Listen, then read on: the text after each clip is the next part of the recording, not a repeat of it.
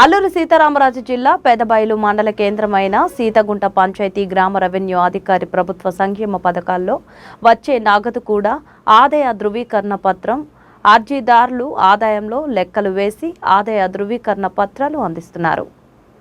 అంతేకాకుండా కుల ధృవీకరణ పత్రానికి ఆదాయ ధృవీకరణ పత్రానికి కరెంటు మీటర్ అవసరం నిమిత్తం నో అబ్జెక్షన్ సర్టిఫికేట్ ఇవ్వడానికి లంచం అడుగుతున్నారని, ఇక మిగతా రెవెన్యూ సేవలు ఏమి కావాలన్నా వీఆర్ఓ చేతిలో లంచం ఇవ్వనిదే ఏ ఒక్క పని జరగడం లేదని, సీతగుంట పంచాయతీలో జగనన్న ఆసరకు ఆదాయ ధృవీకరణ పత్రాలకు కేవలం లంచం ఇచ్చిన వారికి మాత్రమే చేశారని అల్లూరి సీతారామరాజు జిల్లా మహిళా అధ్యక్షురాలు కౌసల్య మరియు పెదబైలు గ్రామ ప్రజలు, అలాగే రోగులపేట గ్రామ ప్రజలు బోండా పండన్న, బోండా వేమన్న, జంబు, నాగరాజు, నూకరాజు, నగేష్ ఈ రోజు జరిగిన గడప గడపకు కార్యక్రమంలో గౌరవ అరకు శాసన సభ్యులు శెట్టి పాల్గొన వారికి విన్నవిస్తూ పై అధికారులకు తెలియజేసి వీఆర్ఓపై కఠిన చర్యలు తీసుకోవాల్సిందిగా తెలియజేశారు.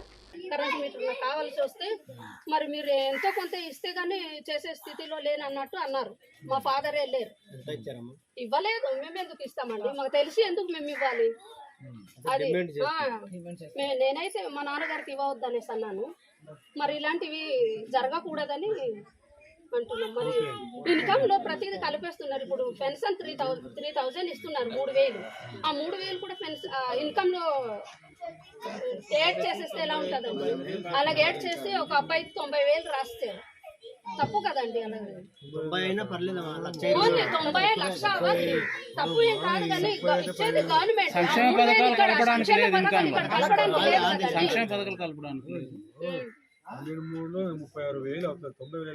మరి రాశారు, అడగండి.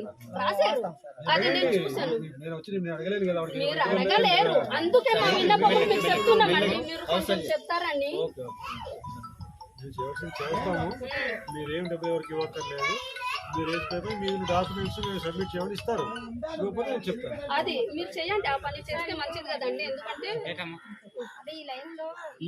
ఇక్కడ ఎవరు సెక్రటరీ కూడా ఎవరు లేదా? అరే బాబు శశి, ఇక్కడ ఇప్పుడు మనకు ఈ సురక్ష ఇప్పుడు 11 తారీఖు మీ గ్రామ వాలంటీర్ వస్తాడు. సురక్ష ప్రోగ్రాం 11 తారీఖు ఉంది. మీరు చెప్పినవన్నీ వాలంటీర్ చెప్తే వాడు ఏపులో ఎక్కించుకొని వాడు తయారు చెప్తాడు. ఈ ప్రోగ్రామ్స్ చాలా అయిపోతుంది. 11 తారీఖులో అధికారులు అందరూ వస్తారు, సచివ సిబ్బంది అందరూ ఉంటారు, నేను ఉంటాను ఆ రోజు.